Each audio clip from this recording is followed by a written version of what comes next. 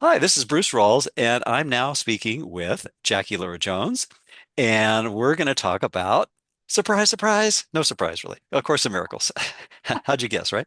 We love it. Yeah, we do, we do. So anyway, welcome, Jackie. It's always a delight to talk with you. And you sent me via email a couple of great little snippets from the course. One from the manual for teachers and one from the text, and I read through them both, and they are chock full of great ideas.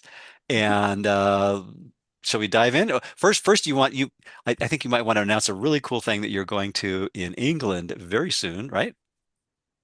Yes, yes. Thank you. I just felt compelled to say yes to, our friend Andreas Prohl, who a lot of people know. Hmm. I've done, I think, something with him online, but he invited me a year ago Uh, to the first UK festival hmm. of its kind. He'd been doing the Germany festival for so long, and Right, it right. had he thought, well, let's try this in the UK. And I just felt compelled to say yes. And I'm looking so forward to that. So yeah, that is September 11th to the 14th in Derbyshire, and it's going to be wonderful. Yeah. Great speakers and musicians there, and I think Keith Kavanaugh, Netta Bowen. There, I hate to because Kieran J. Gardner. There's a lot of people. I've been trying to leave anybody out. And I think it's a really interesting group of people. Andreas has done such a great job with putting this together. And the good news is people can tune in online. Oh, very cool, very cool. So anyway, I'll give the link to that. I guess you can put it in there. But I certainly I'm will. just I know. Yeah. over the moon to be going over there. You don't say yes to everything, you kind of just feel it out. And I felt saying yes to Germany last year and yes to this. My friend was like, "Are you going to be like traveling?" I go, "I don't think so." I said, "I'm just, I mean, who knows?" I said, I just felt the ping to do it. So I'm really looking forward to meeting people over there that I only know online. And it'll just be fun to see people in person. So Yeah, yeah. be fun. Yeah. Exactly, exactly. Yeah, very cool, very cool. Okay. Yeah. So should we dive into the two sections you found? Let's dive in. You want to Okay, okay. read one of them or both? Sure. I was going to read the first paragraph of that one in the manual. Um, Beautiful. okay. The function of a teacher of God, and of course that's anyone who basically sees someone's interest as not apart from their own.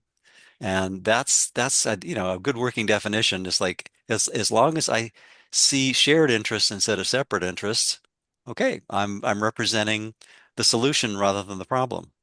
And I'm representing the Holy Spirit's correction rather than the ego's distortion, destruction, denial, disaster. Craziness, insanity. All that crazy stuff, right? Yeah.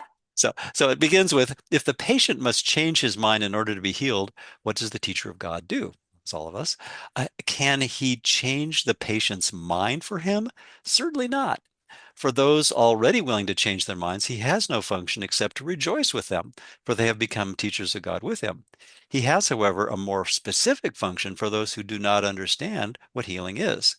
These patients, which is all of us again, do not realize they have chosen sickness or duality or separation, the belief that perfect oneness somehow got shattered by an impossible crime and we're all complicit in this dream, which never happened. Uh, Backdrop. Yeah. and then exactly, and then it says, nor are they open-minded on this point. Well, there's a part of our mind that's just a wee bit closed, right? And that's why we need the course, that correction.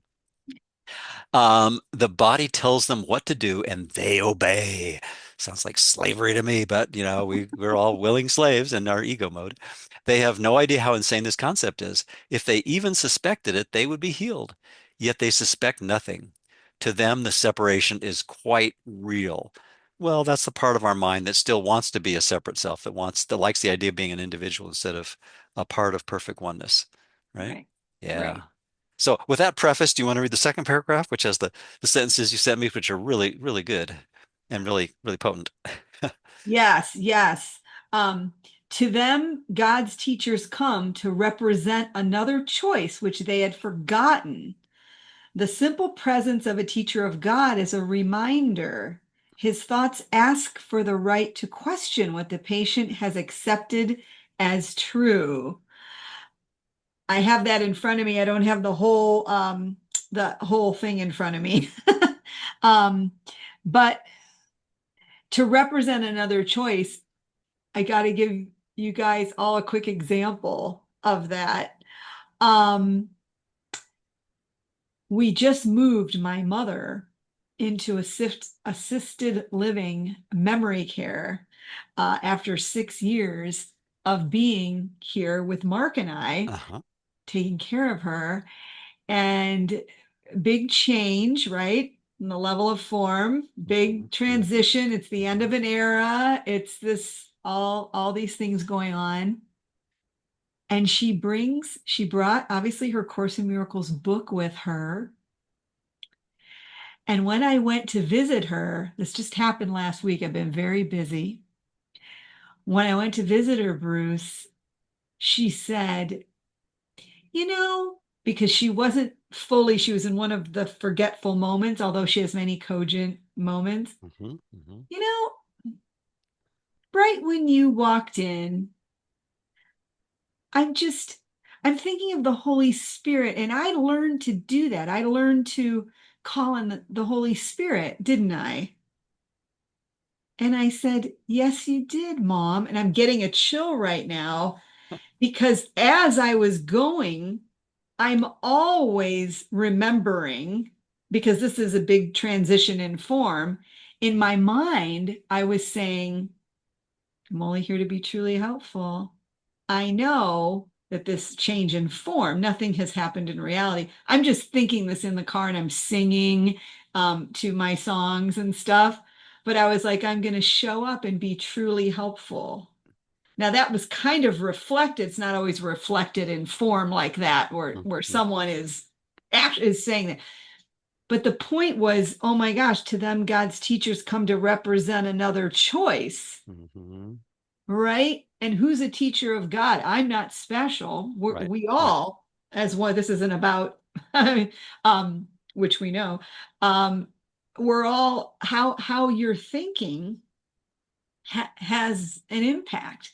And Hmm. every once in a while, something might happen where someone says something that's not necessary. All that's necessary is just that you remember that you're not separate. And Right. I was able to behave, you just behave normal. You can't do anything else and just be where you are in the dream. But what's going on in the mind is my mom's not separate. We are watching a script where I've moved my mom into memory care. It doesn't make anything less or more important or anything. It's just that my big word, Bruce, is always like simultaneously. While you're going through these actions simultaneously, your mind knows there's no separation. So Hmm. Hmm. I thought of that and I thought it was really fun. That's really cool. And it kind of relates nicely to some episodes I had with my biological mother about 4 years ago. Um, a few months before she passed, she started having some episodes of hallucination. And my brother and sister and I took turns taking care of her, and I so remember. so so we all kind of got to experience this, and for 3 or 4 or 5 months, something like that, off and on. And she would have these episodes where she would be seeing people in the house, and she would say, "Well, there's this party going on in the living room. Could but they're here, longer than they needed to be. Can you ask them to go? And I would say, well, I don't see anyone, but if I don't disagree that you're seeing them, and um, and then occasionally, because I mean, she basically introduced me to metaphysics as a teenager, and she amassed a pretty large library that at some point spanned a better part of 3 bedrooms worth of books, and yeah. And among which were the original 3 blue books that arrived in the late 70s, and I finally cracked open in the mid 80s, and it was like, oh, wow, this is pretty cool stuff. And so she was familiar with the course and a lot of the ideas in it, and so occasionally I would say, well, Mom, I think you're hallucinating. There's nothing wrong with that, but you might be seeing things that aren't there physically. And occasionally she would have these aha moments and say, "Oh, yeah, I'm hallucinating," and we'd laugh about it. And I would say, "Well, of course, I'm hallucinating too, because I believe that there's a world of space and time and bodies, and that you and I inhabit a couple of those things." And then we'd laugh and then and joke about that for a few minutes. And then 5 minutes later, she'd say, "But can you ask the people in the living room to leave?" Yeah. Right. Exactly. And and then to the comment you made about specialness, I'm reminded of the line, I think it's in the text, where Jesus says early on, "All my brothers are special," meaning, everyone, we're all siblings, that none of us are special. And that's why, it says in the beginning of the manuals, everyone is a teacher of God who wants to be one, because it's really just a matter of, am I wanting to channel the Holy Spirit or the ego at any given moment? And we're always, basically letting one of those thought systems through our mind at any given moment. And we're just like a little switch in that blue dot in Ken Wapnick's wonderful metaphysical chart. Yeah. But the specialness kind of reminds me of, so a week ago, I decided to check out this wetlands preserve that's about 3 blocks from the house we just bought near Portland. Wow. And so I thought, you have to drive around to get to the part that's publicly accessible. So I drove over there and walked around, hardly anybody there. Just very, very nice little park, and lots of herons and cranes and squirrels and rabbits, and the usual kind of flora and fauna, and just a lovely little wetlands area with lots of ponds with all kinds of wildlife. And I was thinking, well, it's very nice, and I'm totally enjoying it. And at the same time, it's nothing special. And I was thinking of that phrase, "nothing special."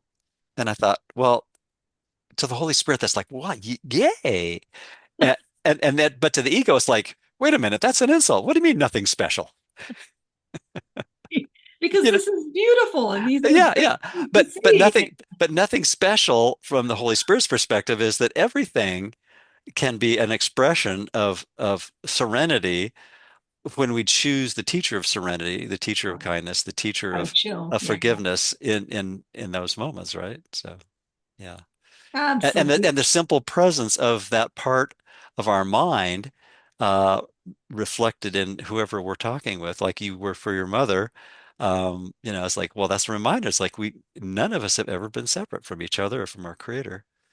We can dream that we pulled off that impossible crime, but we didn't. Right. Yeah. Right.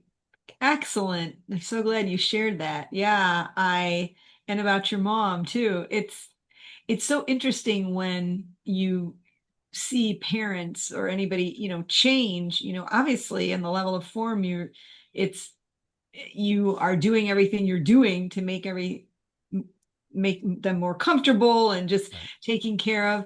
But I have to tell you, one of the greatest things about practicing A Course in Miracles all these years is that I really know she's okay. Yeah. Oh, yeah. Yeah. Whereas before, I mean, it's always the backdrop. I'm like, Right. she's okay. And I'm still doing everything one could possibly do, but it's not from the energy of fear. When I had fear creep in a little bit and guilt, like, oh, we move her too soon. I'm like, no, this was the perfect scenario. I had jumped back into that mind of, oh my gosh, and I had to say, no, Jack, come on, remember, but in a gentle way, that we're never really separate. And when these, well, there's no order of difficulty in miracles, but we do experience some things as being bigger than another. I Right. really was able to not experience this in that as much as I know I would have in years past. I can just Hmm. almost be given that thought that I would have been more serious about it, and everything just was just without a hitch, and I just Right. kept thinking in my mind, oh my gosh, you know what, everything is okay, everything is only my thoughts right now in this moment Hmm. are making it's my thoughts that are making it not okay. Right. Hard to put those experiences into words, but everything just dropped. Yeah. It's Yeah. like, oh my gosh, how interesting. you Yeah. know Yeah. no. And it's really just letting go of the resistance to the peace that's always available, right? Yeah. Yeah. And then, we become that line, the simple presence of a teacher of God is a reminder. Well, it's the presence of that part of our mind that is represented by our willingness to want to see that thought system in the other person. And the one example of that is, everything is fine. I don't need to change anything. There's nothing that I have to do. There's nothing that needs to be fixed. Like you're saying, on the level of form, there may be all kinds of things that need attention. Right, And right. and we can still do those things, but if we can shift the background and the foreground from the background being, well, I could see peace instead of this, to the foreground, I could see peace Yes. instead of this. Yeah. Then we can still do all the things that now are in the background that are the everyday mundane tasks and gazillion to-do lists and whatnot. And but the foreground now becomes, oh, uh, I could have a nod to God. When I was driving up I-5 Love that. a couple of weeks ago, Not to I've visited my sister in Redlands, but not too far from where you're at in Southern Oh California. yeah, Redlands. Yeah, Okay. and then drove all the way up five, and as I was, kind of letting the Speedy Gonzales folks that wanted to go 85, 90 go by, Yeah. and Oh yeah. zigzagging through the trucks and so whatnot. I was, focusing on the road, but every once in a while, it's like, oh yeah, I could actually, keep my eyes on the road and pay attention to my driving, and just every so often have a little nod to God. It's like, well, yeah, I'm dreaming. The awareness of dreaming is the function of God's teachers, right? The function of our right mind. Yeah, Yes. I yeah. loved it. Yeah, going up the five, I've done it. I, I'm sure you have. I'm sure you have. Yeah, I can picture it. I can yeah, picture yeah, you and yeah, everybody weaving in and out. It's so funny. Like Mark and I will say, like, what's the hurry? yeah, Really? yeah. We get it when people are trying to get somewhere, but we'll Sure. just there we'll be like, gosh, what's the hurry? Yeah. I think that's really evident when someone just makes an, bat out of hell kind of effort to try to get past, weaving in and out, dangerously, Oh, and then 3 minutes later you arrive in the next lane next to the person at the stoplight and realize, well, what did that get them, or what did that get me if I'm the one that's doing the speeding, right? yeah. That is the most hilarious thing when that happens. Yeah. And the person that zoomed, one of Mark's biggest things, he's like, one of my biggest forgiveness opportunities is when people cut in when there's three lengths of cars behind him, Right. but they have to go right in between in front. He's like, if I just went and they didn't crowd in, they have three car lengths behind me.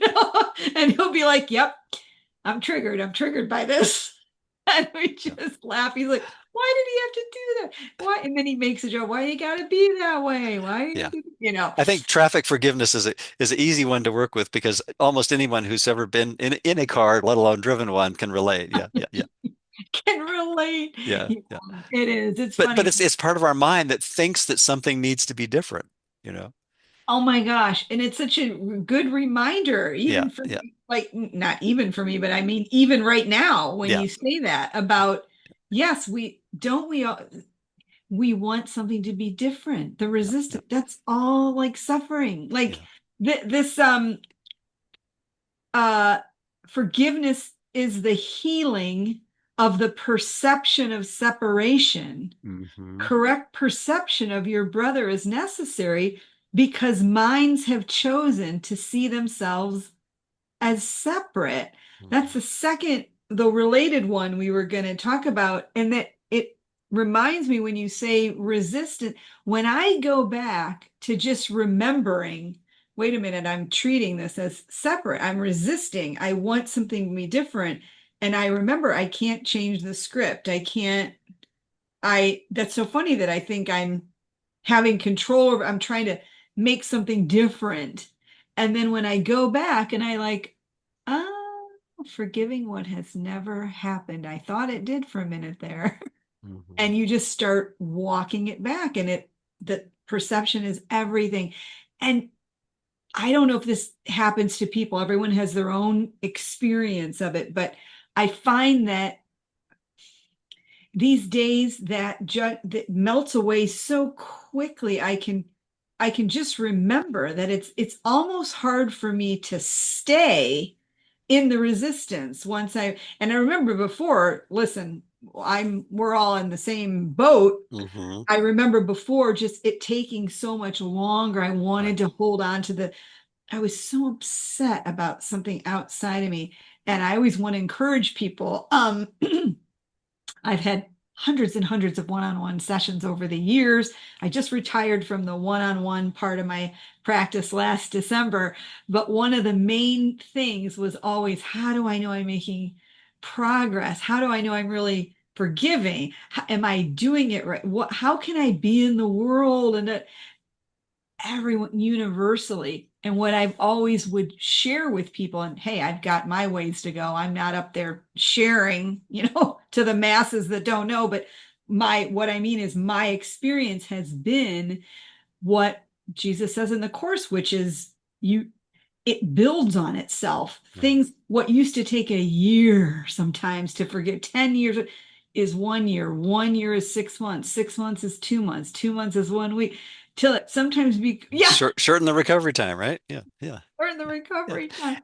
I actually made a little graph of that in one of my blog posts on ACIM blog about the gradual progression really is from total ego and hardly any Holy Spirit, almost total, because we can't really completely be in ego mode. The Course reminds us that otherwise we would we'd perish.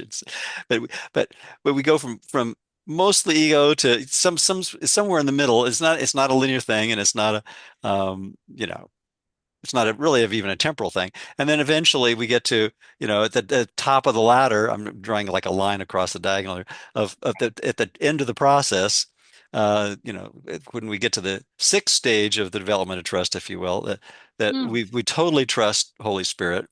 Um, yeah, then the amount of time right before that is almost all with Holy Spirit.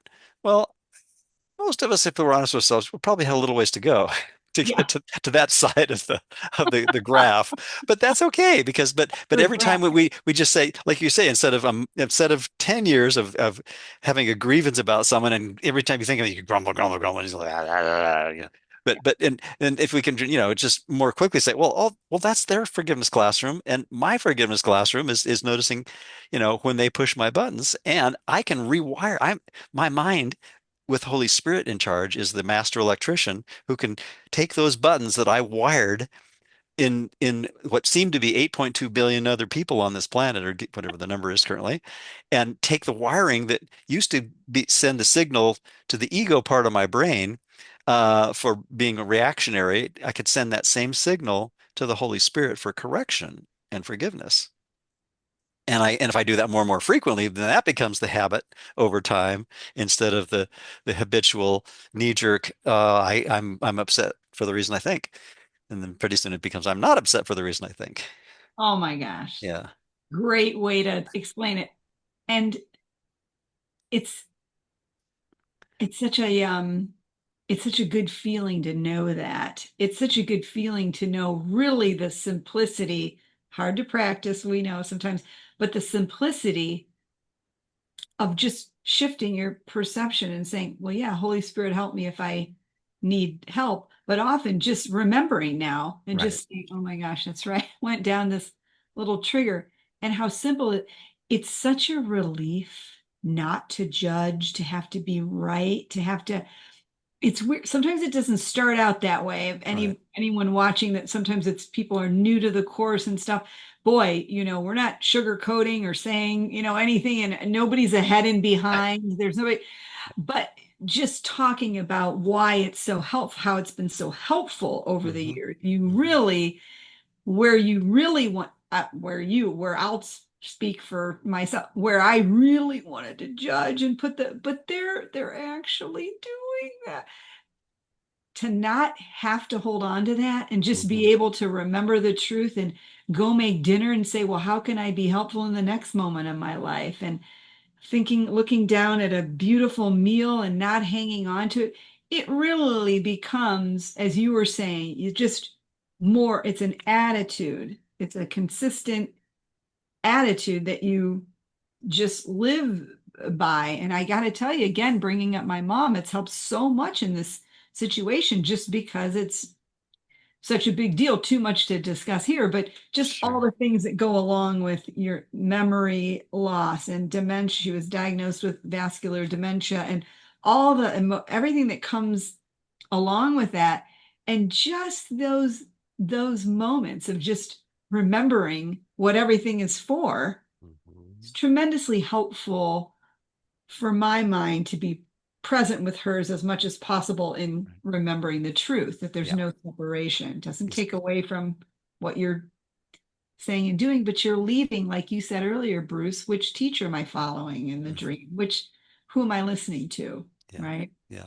And that's the vertical option instead of the horizontal one that is Right. constantly wanting to rearrange the, as I like to say, the holodeck chairs on a Titanic dream. I It's love like, yeah, it's because, basically saying, well, I'm going to shift from this to that on the level of form never really solves anything. So I'm reminding myself I'm about to make my, in this biological lifetime anyway, my 33rd move. And it'll be at number 40 something for my wife, it. Is Nancy. that right? Yeah, we've moved a few times. So I try to remember the that wonderful line in lesson 182. 1,000 homes he makes, and none contents his restless mind. I love that. I forgot about that one. Yes, 1,000. That's such a But it's great not one. it's not just physical homes, with realtors and escrows and all that. It's basically, everything that we do that is a special relationship with every person we meet or think about, every specific object that's, on our desks or in our environment or on the road or, wherever we happen to think we are within this dream of space-time. And we've made special relationships out of everything. And that's why the course has so much emphasis on that, because if we can look at every specific thing as a classroom, Yeah. our biological mothers, as we just were discussing, are a great example.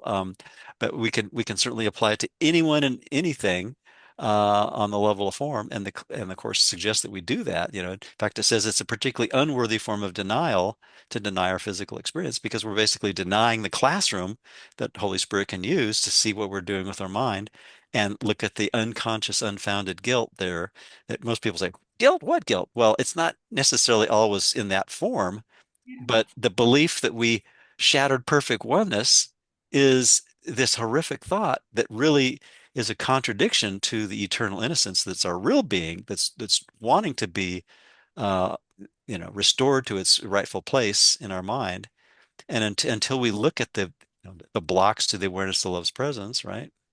Look at the things that we are using with our grievances and our upsets and our wanting to be to fly off the handle, or to even if not physically, but mentally just say, oh, I think I want to be upset about this.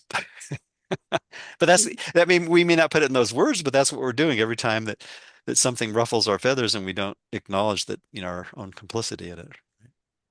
Great points. Yeah. It's so important to be true to your classroom. Yeah, yeah, it is. I Yeah. think Do there's your part with also honor, right? do your part with excellent. You Yeah. always come up with, yeah, Well, that's all a Ken Wapnick program that's yes, that's really good about I the, know the it is. Stoics. Yeah. I know it is. Yeah. Oh gosh, I have so much of Ken's stuff to get through. It's so much, and I just love it. I just love it. He just has a way. And what I was gonna let's see what I was gonna say when you said maybe I'll think of it. About special relationships or Um, let's see. Maybe it'll come to me. It was a good point you made that I was going to piggyback on. oh, okay. Maybe I'll think of it. Yeah. Okay. Well, Um, while you're thinking about I was thinking that first quote that you sent, that the presence in our mind of the Holy Spirit is kind of like the lighthouse that's in Ken and Gloria's foundation symbol.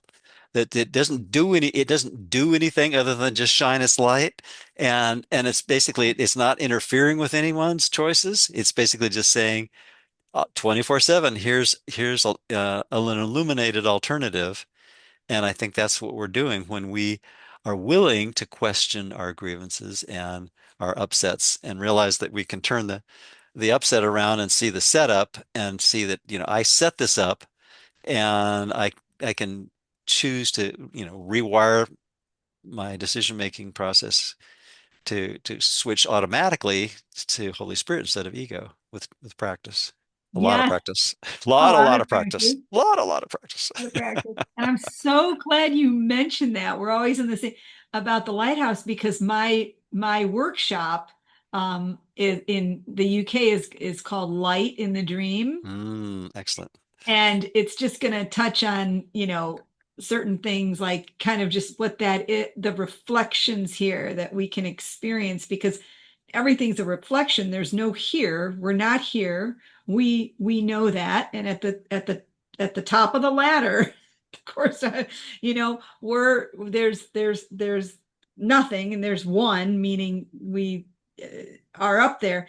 But there's still aspects of a Jackie and a Bruce and the people at the workshop and whatever. And so Sure, sure. I'm going to be just talking a little bit about understanding that it's a reflection and the light in the dream and how you like what we experience here and how you were talking about not resist. Oh, that's what I was going to say about not Uh-huh. resisting what is just it makes it real because if you didn't believe it was real you wouldn't be resisting. And I've got a great exercise I'm doing for that because it's very hard because some of our scripts, people's scripts, are that you're watching yourself ask for something or manifest something or whatever. It's part of your script. The difference is your salvation in that. Can you watch that? Can you even watch yourself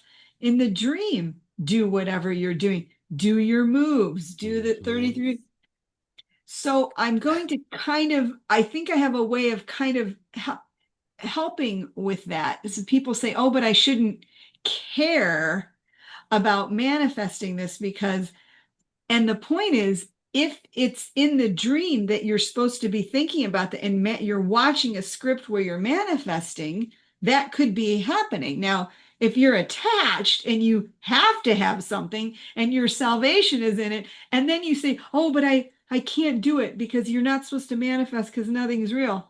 There's the ego gets you again instead Mhm. of just letting it be as it is. You're eating food, you're drinking water, you're manifesting something, you're sitting in a beautiful park in Portland, everything is in the illusion. But that resistance there, right, is there to just, and the resistance of feeling that you can't or shouldn't do something. Mhm. You wouldn't be doing it if it wasn't in your script. I think it's a difficult point for people because we know the metaphysics, but the reflections of that come up in so many ways. And I think at least I've heard people say that's where they get stuck a lot of the time.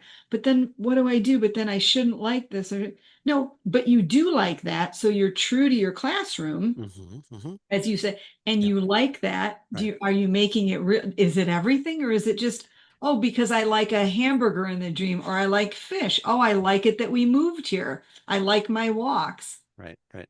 And I think the difference, a key phrase that I think really is helpful is preferences versus Attached. requirements or Yeah. attachments. Yeah, yeah. Because Yeah. I can prefer one flavor of ice cream over another, but if I go out to someplace to get dessert, or I go to the grocery store and they don't have the flavor of this my favorite, if I fly off the handle and make a fuss in either situation that's one thing. But if I say, oh, well, okay, maybe I'll try this other flavor that I second best, or that, maybe I might like that. I haven't tried or something, but it's that kind of attitude that really represents, I think, what the line that I love of Krishnamurti's, uh, who said, he asked, but someone asked him what his secret of serenity or whatever it was, and he says, I don't mind what happens. And it's like, well, Love that's it. that's it, or as Bill Murray said in Meatballs, it just doesn't matter. One of our favorites, many people's favorites. It just doesn't matter.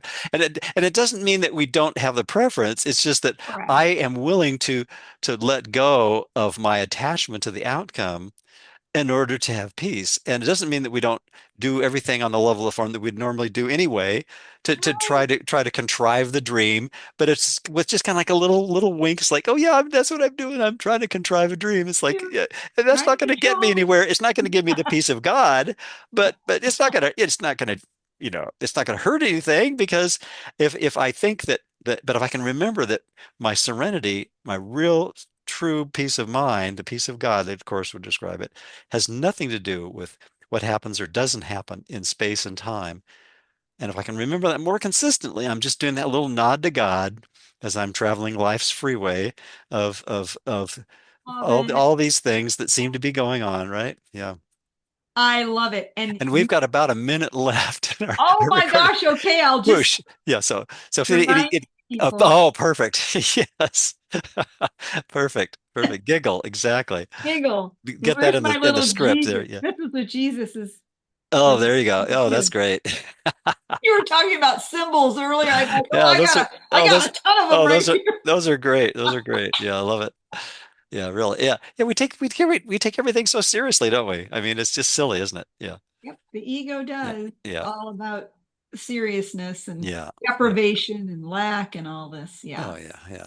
yeah. It's pretty dreadful, isn't it? I mean, when we look at the state of our mind and the what we could do with our mind that we don't, yeah, it's just silliness, and it's forgivable, right? So anyway. It is. Yeah. We're all in Well, the same boat. before the recording cuts us off, I just want to say thank you for joining me again, and I'll post this on acimblog.com and send you the link, and I'll put the links to your UK gig and let people know about that. So anyway, thank you so much, Jackie. It's always a delight to talk with you.